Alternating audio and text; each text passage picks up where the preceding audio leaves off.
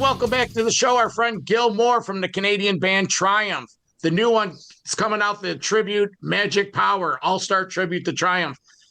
Gil, good evening. Welcome back to the show. How are you, man? Hey, it's a good night here in Toronto. Nice to be back. Nice to see you guys. How did this project come about? Refresh us. So the reason it took so long, and that's probably why you're a little fuzzy on it there, John, is because it just took forever.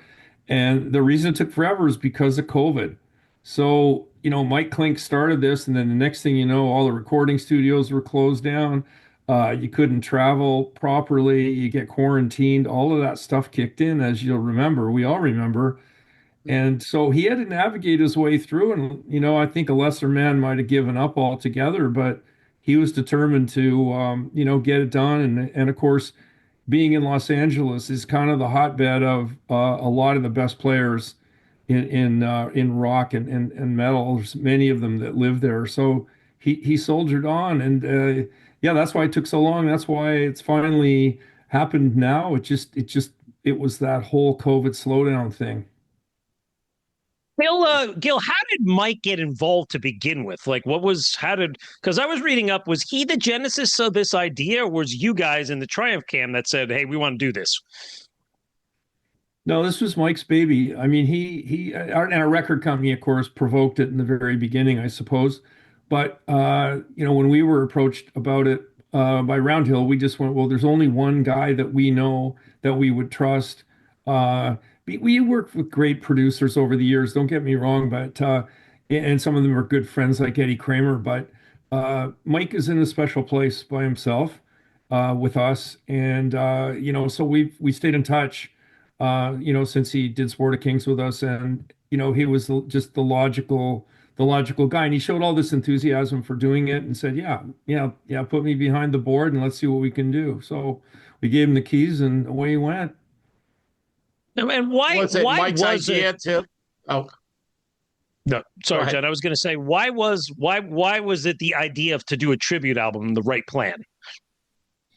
That's a good question because I've been asked this quite a few times. Like, did you ever think, there'd be a tribute album to Triumph? And of course, the answer is no. I don't even know where these things come from. You start out as a young musician and you're just trying to, get beyond the high school gym or the church basement or wherever you're playing. So some notion of a tribute album or some other musicians actually liking your stuff and playing it seems fanciful.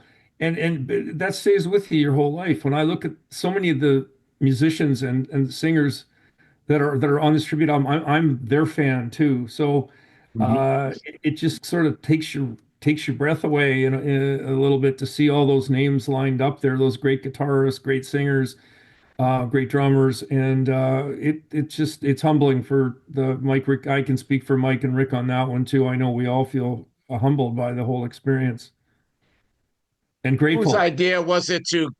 Yes, whose idea was it to get a cast of heavy Canadian artists? Was it the fact that you're Canadian, or it just sort of organically developed that way?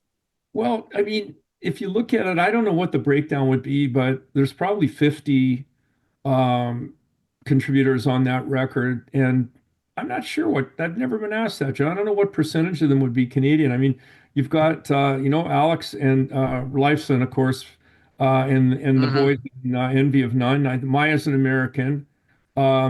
And then Lawrence Gowan from Styx, obviously Canadian. Phil, obviously Canadian, transplanted to LA. But if I go down the list, there's probably a lot more Americans on there. Well, I mean, yeah. Well, go ahead, Lance. I was going to say, Gil, it's really overall, it's an impressive list.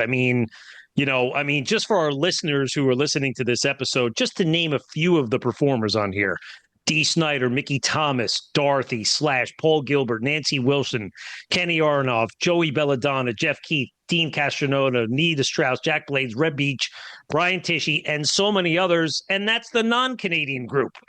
So I say, it's got to be a monumental task to put this all together. So, when you went back and put this idea together, okay, all right, we're going to do a tribute album. How do you go out and say, all right, who do we find? And then eventually, how do we get the fit for the players to match them up with the right songs and with each other. Yeah, that totally Mike. Mike Clink just he had a vision for it, and we sat in the back seat while he, made these thoughts. And he not like he didn't consult us, but some of the calls he would make, you just mentioned Dee, for example, saying lay it on the line, and I'm familiar with this other work, and I guess in my head I'm picturing Rick's sort of very very high, like reed-like voice, not like Dee's got a huskier voice, so you don't quite picture that. And yet Mike was so certain. He's like, no, he's going to smoke this. And of course he did. He killed it. Some are more obvious, like Sebastian we've played with before. He's played Rock and Roll Machine with us on stage. So we already knew that, that was obvious. We didn't even talk about who's going to do Rock and Roll Machine. It had to be Sebastian. Phil fooled us, when he did Allied Forces. Phil was the first phone call that Mike made, obviously, and was somewhat of an anchor on the project, being from Triumph to begin with. And yeah, but I didn't notice I know, for example, that he would sing Allied Forces as well as do all the guitar parts. So that was great. I mean, Phil's a great singer. Anybody that's heard him sing, not everyone has, because when he plays with Bon Jovi, I don't, he's not singing lead vocals or anything, but Phil's a great singer. So that was a surprise, as well as the arrangement was a bit of a change up. And using Nancy Wilson from Heart on Fight the Good Fight, I mean, what a complete left turn or right turn that was, because she has this floaty, melodic sort of beautiful cadence to her singing. And, in that one, Rick was kind of like hard edged and really pushing it. And she took it, made it her own, put her own signature on the song. Those are Mike Clink's producer calls, really. He would just come to us after the fact, kind of say, "Hey guys, have a listen to this. This is a rough," and we'd hear it, and we never once said that. We never once second guessed him, because we could just see, his instincts were very, very good, and he knew what he was doing. Same things with all the musicians, like picking the right drummer or picking the right bass player. He's very strategic with everyone on every track. Outside of the Nancy Wilson interpretation, was there any other aha moments where you're like, wow, you never envisioned your song done that way, and you almost turned into a fan of your own music? Yeah, and in two different directions there too, John, because in some cases a lot of the songs were done, in a similar fashion, let's say, to the original arrangement. So if I think about Mickey Thomas from Starship singing Spellbound, which I thought he absolutely killed it. And I remember played it for my wife when I first heard the vocal, and at first she thought it was me. That's not me, babe. That's I've always been a fan of his voice. Dean Castronovo from Journey, what a magnificent job he did on Never Surrender. I'm a big fan of his singing and his drumming. But both of those songs, they kind of went down a similar road, I suppose, to how we originally wrote the songs. But back over to Envy of None, Andy and Alex and Maya Wynn and the other group members took. I guess it would be Maya was really the one that, because her voice is so different, took that song in a completely different way. The drums on that, David's drumming on there was just great as well. Very, very sort of very, very what's the word I'm looking for? Lean, very sparse.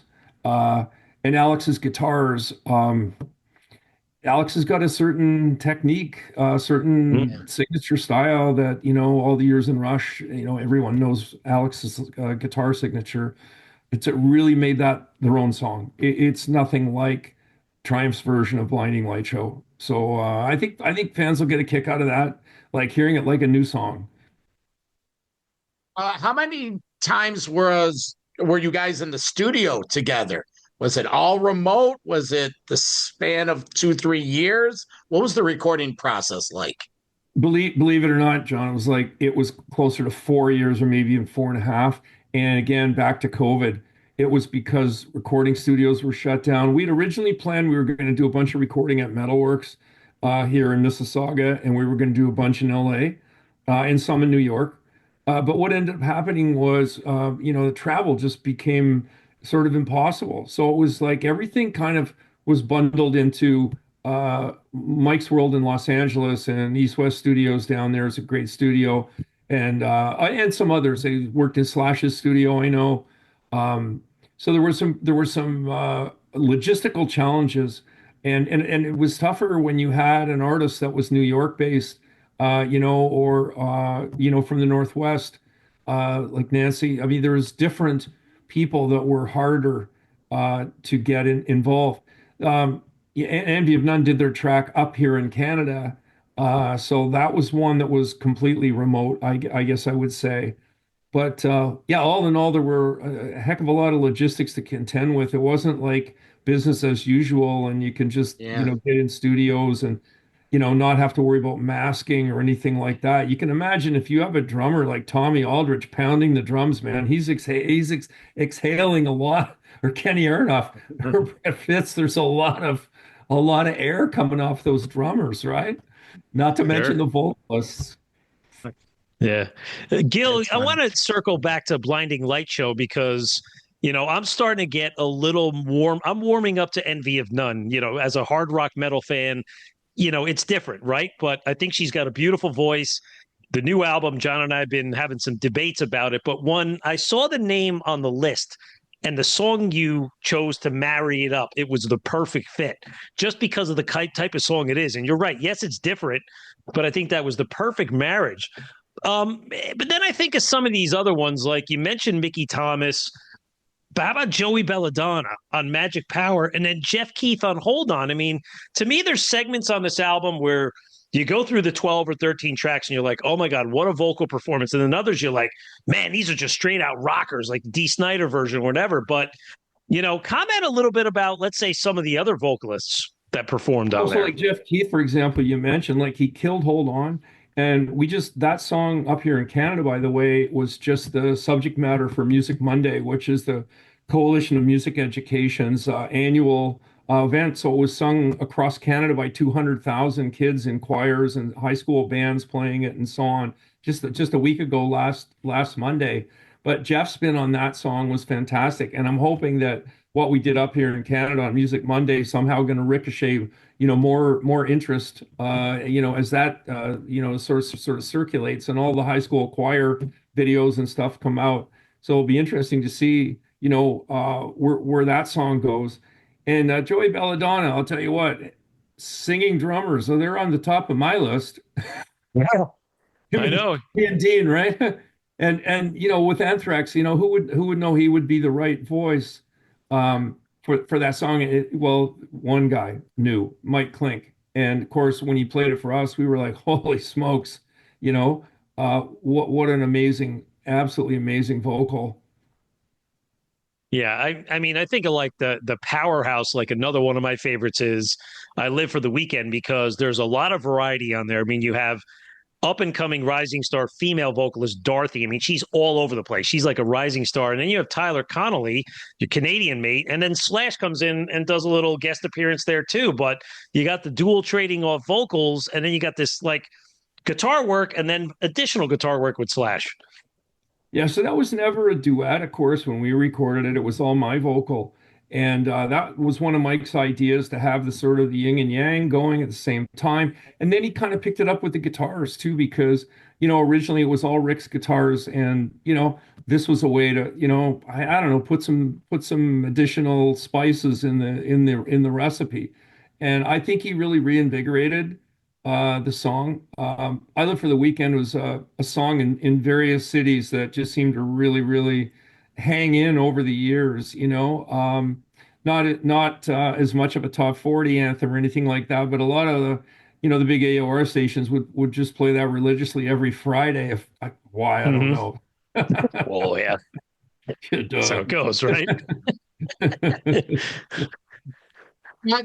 Talk about the two versions of Fight the Good Fight. How'd that come about?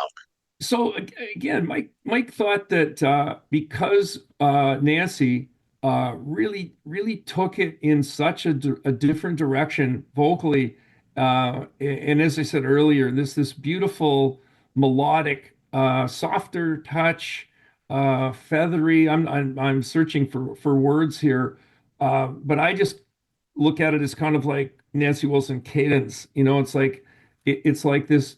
She reminds me of sort of the waves, the wind, nature, those sorts of things in a vocalist because she has those subtle nuanced textures that a lot of vocalists don't have. I mean, they're just blowing, right? And she's got this other, set of gears or something that really make her vocals beautiful. And I think that what Mike was thinking was we always did Fight the Good Fight as an encore song, and somehow he thought, yeah, there should be an encore on here, and maybe we would do one that's more in line with the original. So, maybe we have, what I'll call a ripping, vocal more in line with the original vocals that Rick Emmett did. I think that's what's really in his mind. Gil, how about some of the performers? I mean, again, I know this was all done really through Mike, but there had to be feedback. I mean, in talking to one of the 50 guys or some of them on the album, I mean, you guys had to be an influence on them. I mean, what kind of things did you hear from the Dee Sniders and these other the world to say, man, Gil, you don't realize what Triumph was to me? Well, the nicest comment that anybody made was, for me personally, was Dean Castronovo, and you can read it on the liner notes there. And I mean, I think he said if there was no me, there wouldn't have been him. I'm going to tell you right now, I totally disagree with that because he has got a ton of talent, and it was very nice of him to say that. But I think that Dean Castronovo was destined to do really great things both on drums and with his amazing voice, regardless wherever he met, wherever he'd seen us or heard me or anything else. I mean, that guy is an all-star in every sense of the word.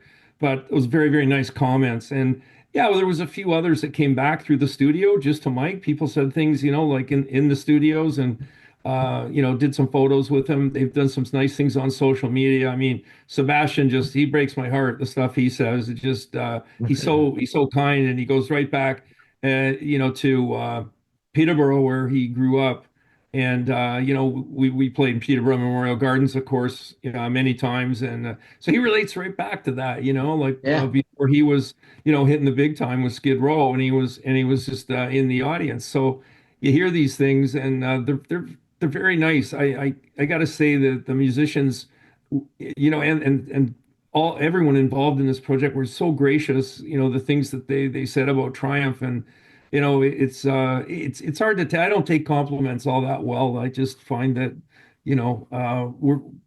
I feel like we were very lucky that this happened, and like I said earlier in the interview, just grateful. And the comments just made it even sweeter. What was Rick and Mike's take on this?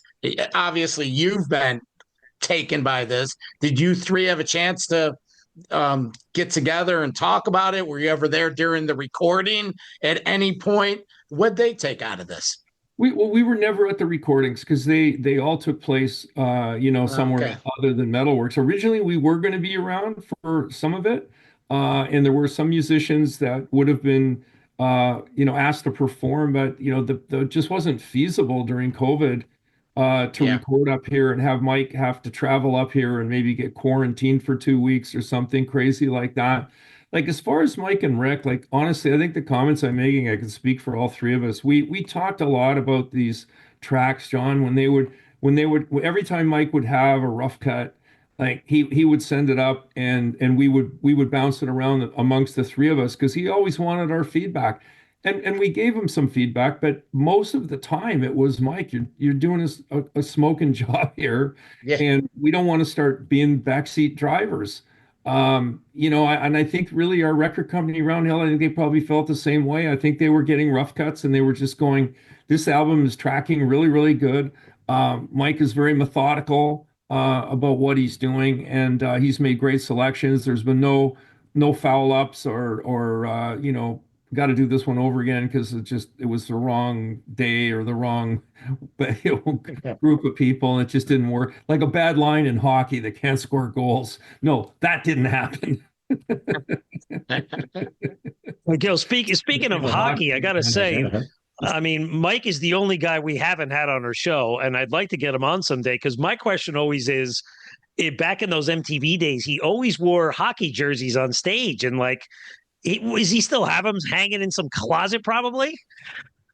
I don't know. I'd have to ask him that question. I'm sure he's got a few of them, but it's been very interesting during the playoffs up here in Canada. Rogers Sportsnet has used "Lay It on the Line" as their main commercial, and so they've been playing "Lay It on the Line" like the national anthem in Canada all throughout and they're going to continue, as far as I know, throughout the playoffs. And on the Shazam's chart, it was like number one 3 weeks ago. So it's been a wild ride for Triumph and hockey. So much so that the Hockey Hall of Fame has just got a bunch of Triumph swag from Oh, our wow. merch store in America. So yeah, I guess we're now, sort of somehow I guess that was the only way I was getting in the NHL. Let's put it that way. So I was a kid, Well, that's what I wanted to do, and I wasn't good enough. But I'll take it if one of our songs can get in there. That's as close as I'm going to get to the Stanley Cup. Well, the Mentioned T-shirt that you were selling on the website, I bought one the other day because I wanted to see what you guys were selling, and I said, "Oh my God, look at this Lay It on the Line T-shirt! Hockey player with a killer guitar in it." I mean, I'm an Islander fan, being from New Jersey, New York, so we're out. But now, as of the time of this recording, your Leafs are eliminated. It's another disappointment, right? Well, yeah, we still got the Oilers, so Yeah. you know, I guess there's a lot of pride about hockey in Canada, of course. We feel like it's our game, right? So, Yeah. I guess when you get pummeled by your friends across the border, it's a little bit of extra hurt there. It's a sport, it's a game, right? So, I guess for me growing up, and seeing the NHL expand and everything, when you think of Florida having such a good team. And I'm always thinking, no, wait a sec, Florida, that's where I play golf. That's not where I play hockey. Yeah, yeah. Ice will all melt in Florida. How the heck did these guys win the Stanley Cup? So it's kind of a funny thing, I guess, when you grow up as a young hockey player in Canada and you play on frozen rinks outside and even ponds. I played on frozen ponds. So, there's Hmm. not too many frozen ponds down in Florida last time I checked. No, I'm up here in Rochester, so our Rochester Americans are advancing in the AHL. I know it's not NHL, but back in 1986, I had a chance to spend a year going to school in Toronto, and my apartment building was called the Maples. And it was on the building of Maple Leaf Gardens. So, like Walt was talking about in those MTV videos, Mike always had the jersey, and I became an adopted Maple Leaf fan because the crowds would come out, and then I was a college kid, so we never really went to games. I went to one or two games, and I got the fever. I got the Leaf fever. So indirectly, I'm a adopted Maple Leaf fan, and I was a little bummed when the Marlin or the Leafs, they lost to the Panthers the other night, wasn't it? Right. Who they lost to? Yeah. Yes. So pull Yeah, well, for my Rochester Americans. Maple Leaf Gardens was a great venue, so that's probably where you were. And Yep. for us, there's a number of cities that are really special to Triumph. Actually, there's a lot of them, and there's more American cities that are special to Triumph. But Toronto being, we're from Mississauga here, but Toronto being our, like our home big GTA arena. Yeah. At the time, we played Maple Leaf Gardens many, many times. And yeah, what really goes through your veins when you walk in there, at least for me, as as I said, the closest I'll ever get to the Stanley Cup is just being in the Leafs dressing room and knowing you're going on stage, and this is the same dressing room that the hockey players that you idolize, are Yeah. using. And even though the ice is covered with boards and everything, that the dashers and everything, all the stuff, the infrastructure, the seats and everything, and you're kind of thinking hockey. If you're a hometown hockey kid and you're playing the big rink in town, it's a whole lot different than playing in a warm climate. I remember, like playing the big Sam Houston Coliseum or the Summit in Houston or, Reunion Arena in Dallas or whatever. or some of the stadiums, the baseball stadiums and so on, different Mhm. style of venue or festivals, again, completely different. But I always related to the hockey rinks. Mike's thing with the jerseys, I don't know where it started. I mean, that's a Mike question, but yeah, he certainly did that a lot. And so a lot of times, what would happen if we were in Detroit and you have a Detroit Red Wing shirt on, and then we'd be in St. Louis and have a St. Louis Blues shirt on, Yeah. and sometimes people are like, hey, why'd you change jerseys? Yeah. Well, three guesses and two don't count, you know? Well, Gil, I think you got a new merchandising idea. You got to tell Mike he needs to make a Triumph hockey jersey with his picture on it and sell it to the general public. Yeah, it's a great idea. I know, like our merch company, Manic Merch out of Syracuse. That's where they're based, and I know they're putting out a full, not only that Lay It on the Line shirt with the Stanley Cup playoffs on it, but I know they're also putting out a full-on hockey jersey that's coming in a Wow. couple of weeks because they sent us the artwork to take a look at. So, yeah, I guess we're the hockey hard rock band now or something. I don't know. Well, How did we you get guys to be could that? you guys could always goof up and dress up like the Hanson brothers, the three of you. That would be a good one too. Yeah, I Halloween. did a promo picture with a hockey stick the other day. I felt like a goofball, but whatever. It's all in good fun, right? And Yeah. a lot of times it's tied to charity. Like this hockey stick I posed with is going to be auctioned off for Ronald McDonald House, is a really great charity up here. We're going to try to raise some money for them on a couple nights at an event. So yeah, it's good if you can tie music and hockey, or music and golf has now got a pretty big Yeah. brand association. I think those things are all good, especially if there's a charity that's going to benefit from some of the fun stuff that goes along with it. Yeah. Absolutely. Gil, I wanted to ask you, thinking back to like your old touring days, like you guys played a lot of places with a lot of bands. And I think, a guy like Jason Sheff or Dave Amato or Lawrence Gowan, right? These guys are, Chicago, Triumph, REO Speedwagon, even Heart. I mean, any memories? Did this trigger any memories for you guys when you were putting this project together to say, wow, when you look back at our touring history, what an amazing group of bands we played with through all those years? Any memories or great acts you followed?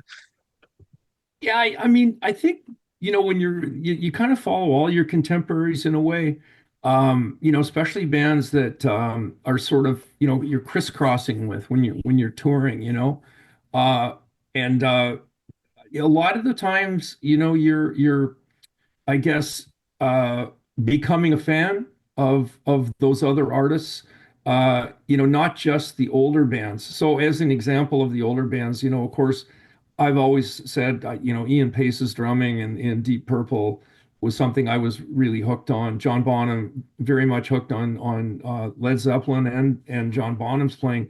Whereas the groups that you're mentioning, that we played on shows with, whether it was a Journey or an AC/DC or a Heart or any of those groups, it's different because you're kind of on the circuit at the same time. Whereas when it was Led Zeppelin or Deep Purple, I was younger in the audience watching what was going on. Yeah. And yeah, you really get to see how it's so tough for a band to make it. I mean, 99.99% of bands never get beyond Joe's Bar. So all of these groups you're talking about, they were all, you know, they had something really, really good about them. Otherwise, they would have never got out of the garage either. When we played on the US Festival, for example, on Heavy Metal Sunday, it was like every single artist on there that day on Heavy Metal Sunday, pretty much every one of those could sell out the arenas in LA as well. Yeah. And so you realized, or for that matter, in the other markets in LA or beyond California, uh, and so you realized, gee, it's pretty good company. And whether each band would have like something like say Judas Priest, for example, like a very, very distinct sound, the guitar tones and so on, and so the way Rob performed on stage, and then another band would be just completely different. Well, Van Halen, well, nothing like Judas Priest, but Van Halen's Van Halen, Judas Priest, Journey's Journey. But they all have a unique signature of one sort or another that makes them appeal to the audience, and ultimately I guess you look at them and you learn something from each one. Like, okay, because you don't want to be a copycat. You don't want to start to sound like somebody else because you like them, but you also want to, kind of pay attention to what appealing to people and try to I guess as you're growing as a musician, trying to understand like what it is about music that makes it good or makes it appealing. Whether it's just your instrument, like in my case, drums, like always trying to improve, always trying to practice and get better, or whether it's in the songwriting side. It's all I know is that we were really lucky. The era, like I think in the 70s and the 80s, there were a lot of really good bands.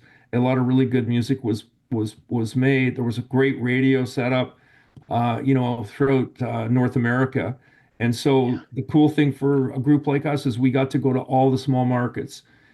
It wasn't just about Dallas and New York and Chicago. We would go into, if we were in Illinois, yeah, we would play Chicago, but we'd also go out into the Champagnes and the Peorias and Mhm. those. If we were in Detroit, we would also do the Kalamazoo's and the Saginaw's and the Flints and all that. So that was a great experience for us. And I think the other bands that you're mentioning, they also toured a lot of those Yeah, markets. Like who's yeah, toured more than REO Speedwagon for crying out loud? Oh, They played my. 8 million gigs. right. Yeah, there was Still, the arena rock era. yeah, You had a tour, and it was you'd go down the thruway, Buffalo, Rochester, Syracuse, Glens Falls, Utica. Then you go down through Pennsylvania. Then you hit Jersey. I did 3 dates in Jersey, and You there was played all those cities. You're right. you And know they were great. They were great areas, and I always found the thing that the hubbub in the big cities. So if you're playing in Philadelphia, you would be, oh, this is Philadelphia, and oh, we're playing New York tomorrow, and this, that big city sort of yeah, thing. But your point, like if you're playing Glens Falls, New York, it's like going on a vacation, in a yeah, way for a band because great arena there, great fans, great rate, everything was great, but you're kind of isolated from the hubbub, if you know what I mean. yeah. Hmm. yeah. So those are the things I maybe I'm not explaining it right about the touring side of it, but I just find, pre-internet, streaming and all this stuff, it was all very regionalized. And I think that maybe that's the reason why the fans of those bands that we've mentioned, why their fandom is so strong and intense. And I think it's because of the personal experience of having seen them multiple times in their markets because everyone that we just talked about, they all toured hard like we did. We just toured. And that's what you had to do in those days because of the regional radio, as I'll say, no streaming, the things that we take for Yeah, granted today. I'm a little older than Walt by 3 or 4 years. In that 3 or 4 years, I started seeing shows in 1980. So the first time, I saw Triumph was, I think, 83, Never Surrender. And then, we just kept going on. But all those bands, they used to all come through. And you're right. There was before streaming, it was radio. You get the magazines, and you never saw the pictures move until MTV came around. And it Mhm. was the golden age. It was the 70s, 80s, the golden age of hard rock. And, Gil, I always make this analogy, the bands, these old bands, they're like old friends. And you never lose your old friends, and you can always revisit them, and you take the best out of the bands. Like what you were saying about each band had their own personality. Triumph wasn't like the Scorpions or Van Halen or Judas Priest, but you all played the Oz Festival. It was a great time, and you guys were a great part of that. And that's what makes this album just that enjoyable because we get to relive these songs again in a different way. That's what I'm really trying to say. So, as a fan, we enjoy it. It was definitely a different, I think, fan experience, pre-internet. So it was more personal, I think. Like sometimes when I see these songs that'll all of a sudden be this streaming number that's like number one in the world, and you look at it and you go, there's no artist. Or there's an artist that just seems like a vapor. They're there 1 minute and they're gone the next. And not always. I mean, there's some artists that are, knocking it out of the park, that again are ubiquitous like that, like God, I mean, what Taylor Swift did over the last few years with the Eras Tour is, unprecedented, and so on. What Drake has done from Toronto, just and the weekend, phenomenal numbers. But there's also, I think there's another I don't know what to call it, not a genre, but there just seems to be another um, uh, sort of swelling tide of music that people can't really put their fingers on. Like they can't relate to the artists, They might hear a song, they might not know who it is. Oh, I like that song. But there's not that, singular connection that I think a lot of the bands in the 70s, 80s had. So I think it's in one sense, it's easier to get your music out worldwide based on the technology that we have today and streaming to the phones and so on and so forth. But maybe not as easy to have a personal connection between an artist and a fan as the old fashioned, get together inside a venue, whether it's a club or an arena or whatever it is, and just rock out. Totally. I got my first car that doesn't have a CD player, and I'm struggling with it. So that should tell you something, because I don't know what to do without CDs. I like to buy them. I like to play them. I like to look at them. I like to read them. I'm like, do I have to go out and buy like a plug-in CD player into the cigarette lighter? But then there's no cigarette lighters in cars anymore either. So I don't know. I'm like I'm in a quandary. Yeah, I guess you either got to get hip and do a Spotify playlist and hook it up through Bluetooth or whatever to your car, or else you could also go retro and go get an aftermarket cassette machine and put it in there and get somebody to wire it up for you.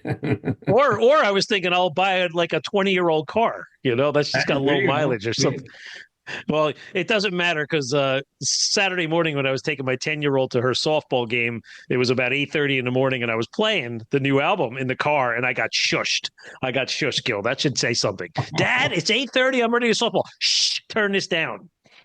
Oh man, that's funny because when I go with my kids in the car, and whenever it comes to it's music time, it's like, well, Dad wants ZZ Top. That's the first thing that anybody says in the car. Dad wants ZZ Top, and The they're not respect wrong. factor. Hey, What's wrong with that? Yeah. Hey, Billy Gil, Gibbons, here he comes. exactly.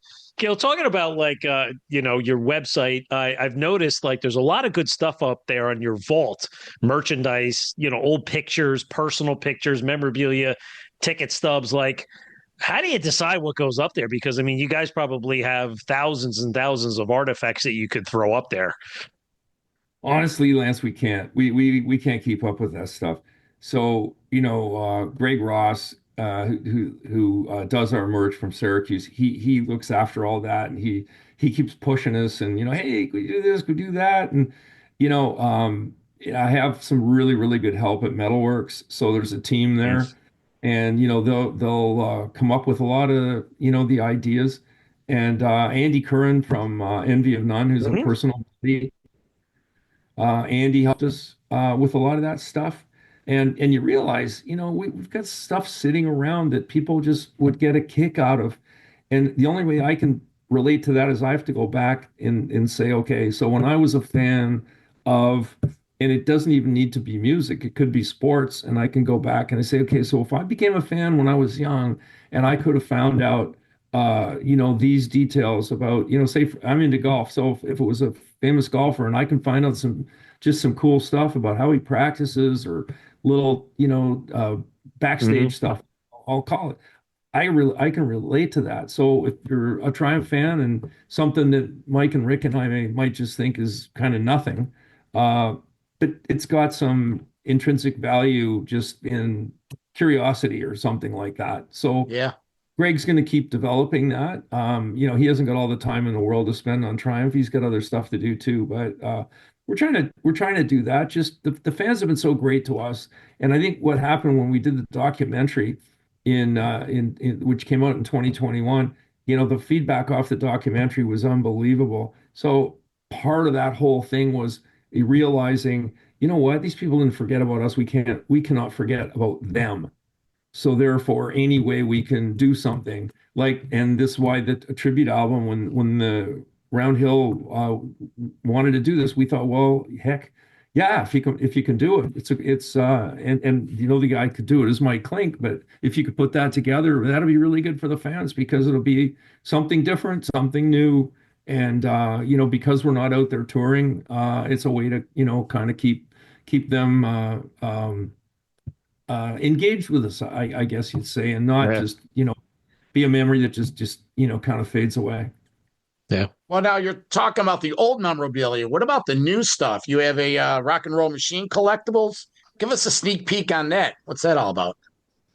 Well, I don't really know. Again, Greg curates all that, so he comes up with the ideas, and then he sort of is working with some of our staff at Metalworks to get some of Okay. some of the artwork or some of the ideas, some of the objects, things like that. So I don't have a good answer for you there. I'll be surprised as just like you will when I get to see it. I got to ask, any new music from the band? Do you guys play together? Any new old releases? What's next for Triumph? I would say the next stop on the Triumph train right now is while the tribute album was going on, I was working with our lighting director from back in the day, Paul Dexter from Masterworks in Los Angeles, and I got interested in holograms because Paul was doing Ronnie Dio. He was doing a Ronnie Dio hologram, and Mhm. I talked to him and I said, this hologram stuff, like, I don't know, it's very interesting because I've always personally been into the theater of a live show, and I thought this was Yeah. intriguing. And he said, well, I'm done with Ronnie. I'm doing Frank Zappa. Come out and check it out. So I came to your hometown there in Rochester, went to the Kodak Theater, checked it out, Well, and then I sat down afterwards with Paul and I just said, yeah, forget it. Like, hologram's not going to work for Triumph. And, he said, why? And I said, well, the hologram itself is really cool, but it's a feature on a platform, but it's not a platform. And he said, what was that? I said, it's a feature on the platform, but it's not a platform in and of itself. So we got, after two more beers, it was kind of, okay, what should we do? And we started talking about mixed reality because here in Mississauga, my Metalworks uh, uh, school is hooked up with Microsoft as a partner, and they have a mixed reality team. And we learned about this because we kind of get this backstage access into some of the great things that Microsoft are doing. So we said, oh, let's experiment there. Let's see what we can find out. So we just went on a sort of a reconnaissance mission to find out as much as we could about emerging technologies and AR and VR and all this stuff. And we finally came up with a concept to tour. We went through, I guess, three iterations of the technology that we were going to use. I've been asked a lot, is it like what ABBA's doing in London, which is beautiful, by the way, but no, it's not. It's not the same thing at all. And Mhm. that I think Kiss is going to do the same thing as ABBA. They're working with the same producers, from what I understand. So no, our idea was to have something we could tour. This gets back to what I said about playing all the secondary markets and going right to the people in the small towns as well as the big, the Chicagos and the New Yorks and so on. And this is a way we think we can tour this as opposed to it being a residency, like what ABBA's doing, or some of the stuff they're trying to do at the Sphere in Vegas and so on, where you have to be in that particular venue. We wanted it to be the other way around and say, no, we're gonna bring the circus to you. You don't have to come to the circus. So looks like Phil's going to lead that reincarnated Triumph and reincarnation of Triumph. And probably some of the guys from the tribute album might be the musicians to fill that out. And Cool. Mike and Rick and I, we would appear virtually in it. So my joke is we'll be the first six-piece power trio of all time. If we can pull it off, that's what's next for Triumph, to answer your question. Well, All right. Album groundbreaking. comes out June 6th. June Pardon? 6th. The Magic Power, the tribute to Triumph, comes out June 6th. Comes out June the 6th, and yeah, if we, if we're successful with getting the mixed reality tour launched. That'll be hopefully this year, if it's not in the earlier part of next year. And yeah, we'll just see where it goes and how it continues to progress.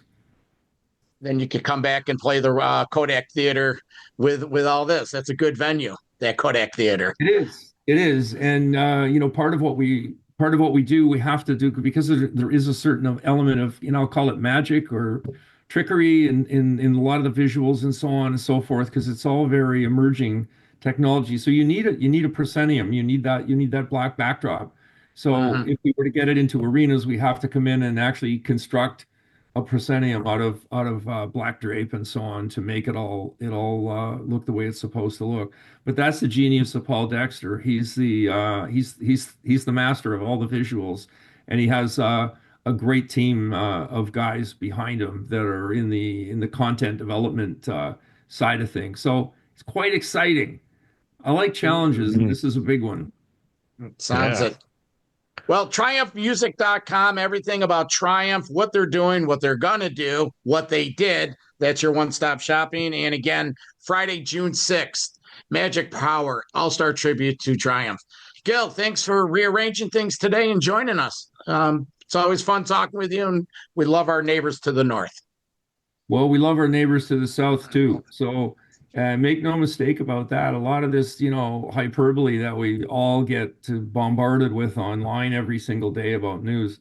I know I speak for, so many Canadians and I had the pleasure of going through every state. And I always said, yeah, if you haven't traveled the states, you don't realize it's 50 countries, because there's 50 groups of people. They all are, they all are beautiful in their own way. The communities are great, and the differences and the subtle differences are great. But you know what? There's really very, very, everything is so similar in Canada and in the United States. Like we're all really very, very similar communities, I would say. And I think Americans have been Canada's best friends, and hopefully, we've been equally loyal to our American friends, and I want that to continue that way. And certainly music is the one thing that is not controversial. Music is something that brings people together. So let's just hope that we can stick with sports, and we'll stick with hockey and music, and everything will be just wonderful. That's good. We're praying. Throw Andy, a couple beers in there, and we got the trifecta. Gil, we're gonna ring the bell at Metalworks one of these days. John and I are gonna just go up there and ring the bell, and we're gonna say we're here. You can do that. You give us a heads up. I'd love to see you. We'll sit around, have a coffee, and we'll talk some music. All right. Well, now I'm overdue to go back to the Hall of Fame, so I got to see some Triumph stuff in the Hall of Fame. I'm overdue. So, all right, Gil Moore, Triumph. Thank you. Take care of yourself, and we'll talk to you down the line, buddy. Thank you. See you, John. See you, Lance. See ya. Take care. Gil. Thanks again. Cheers. Thank you. Metal for life. Thank you for listening to Metal Mayhem ROC. Check out our website at metalmayhemroc.com for information on podcasts, archives, links to all our live radio shows, and all sorts of info. Please like, follow, and share with everyone, even your non-metal friends. And always remember to keep it heavy.